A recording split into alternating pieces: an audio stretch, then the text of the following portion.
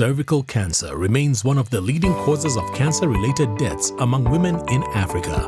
For many women in South Africa, access to life-saving cervical cancer screening and treatment services is limited due to barriers such as lack of knowledge and awareness, resulting in women presenting too late for life-saving care. When the CCPAC project was initiated, one of the first things that we did was a baseline assessment.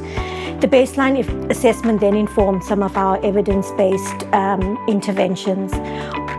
Some of the key gaps and challenges arising from the baseline assessment was that overall, the cervical cancer screening coverage in Zululand district was poor. Clinicians lacked skills in conducting cervical cancer screening, conducting pap smears. The overall pap smear adequacy rate was poor. There was very poor systems with respect to referral, tracking and tracing of patients from the time they're diagnosed or screened to the next level of care. There was a shortage of human resources at hospital level to treat women who were diagnosed with cervical cancer. And I think in addition, we found at a community level, there was poor knowledge about cervical cancer screening by the communities and in particular the women that we were targeting in the program. For every program, if you are to start a program and understand where you're coming from and how much effect that program has had, in the target audience, then you do need to have a baseline of from where you're starting. So, for example, in this program, we had to understand what were the knowledge levels, attitudes and practices towards cervical cancer screening before we actually started with the program. We had to understand when women that are screened and the results come back, are they actually asked to come back and actually made to know what the results are? For example, if they have abnormal results, what is to follow from there in terms of the cascade of care? What kind of results?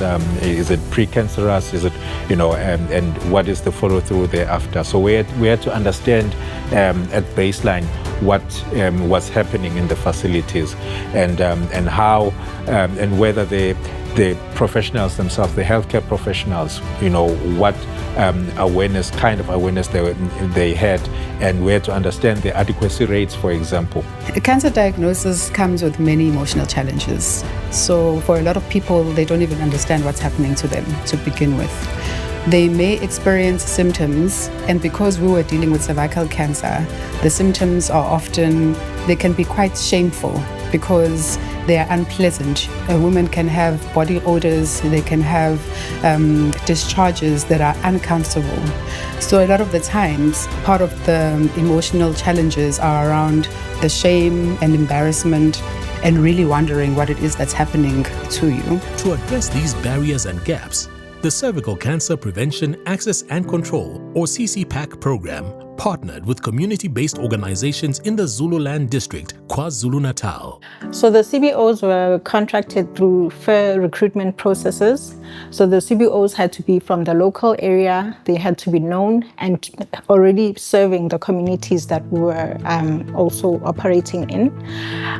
So following the recruitment process, we then trained them on what cervical cancer is. We gave them a thorough training on the clinical and the medical aspects of cervical cancer.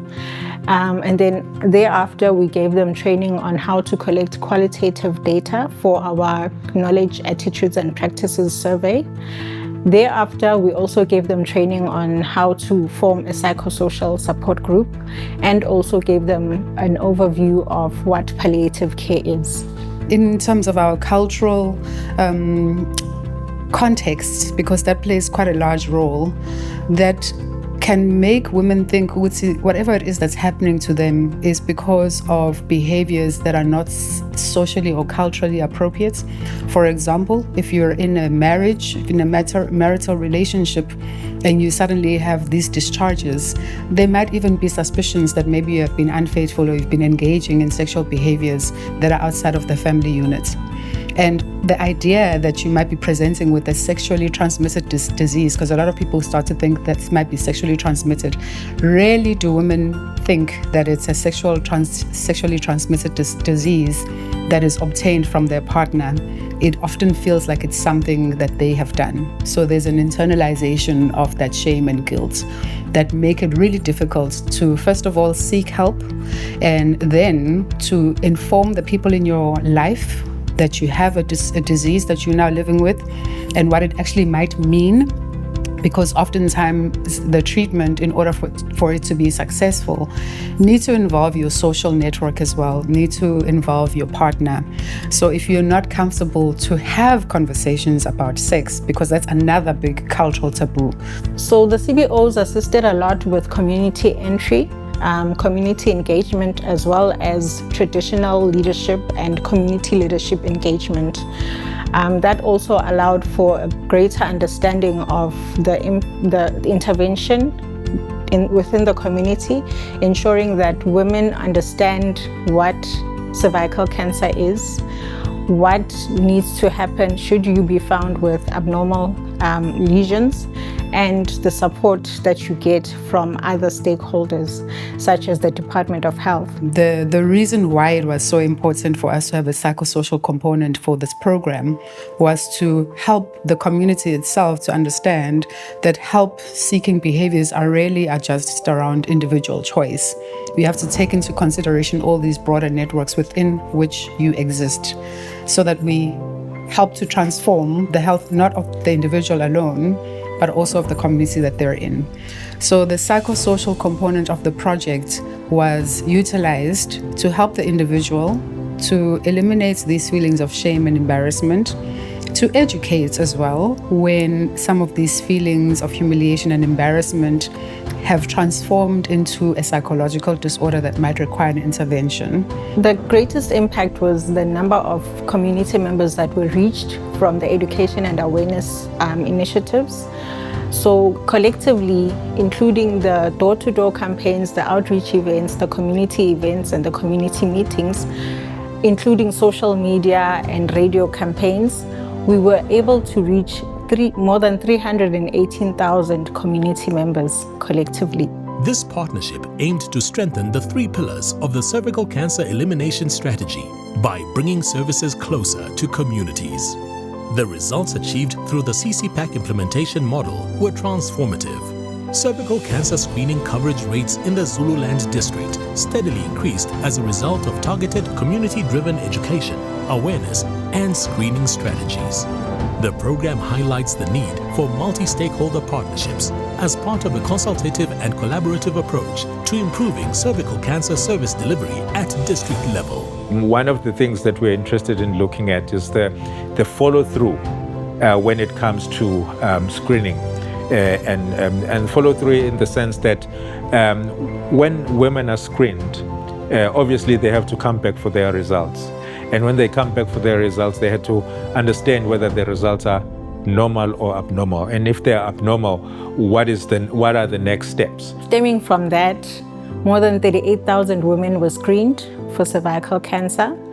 And the improved education and knowledge about what cervical cancer is and the debunking the myths that came with the education interventions, we were able to get more women to be more empowered to seek health services and also have their partners supporting their journeys should they be found with a diagnosis of cervical cancer or just the precancerous lesions that may have been developed. So through engagement of men in the community, we were able to then have women fully supported from home to the healthcare facilities and in the larger community at large. From my perspective, some of the key program level outcomes have been in 3 areas. One has been the wide-scale community awareness and education that we've achieved. Prior to the program being implemented, I think communities were not aware. Through the Knowledge Attitude Survey, we found that communities, especially eligible women, were more aware of the services, where they could access the services. Two, what we found is that the pap smear adequacy rate in the district improved significantly. When we started the program, Zululand district's pap smear adequacy rate was quite low, but throughout the program, Zululand maintained the highest pap smear adequacy rate across the 11 districts in the province. And I think currently the Zululand district remains at the highest in terms of the pap smear adequacy rate. And I think the final one for us as a program is that if you look at the cervical cancer screening coverage that's reported in the District Health Information System and what has been reported in the 2023-2024 District Health Barometer, Zululand District currently is leading in terms of the cervical cancer screening coverage, in that it's the best performing district across 52 districts in the country. And I think that has been a significant outcome, program level outcome for us on this project.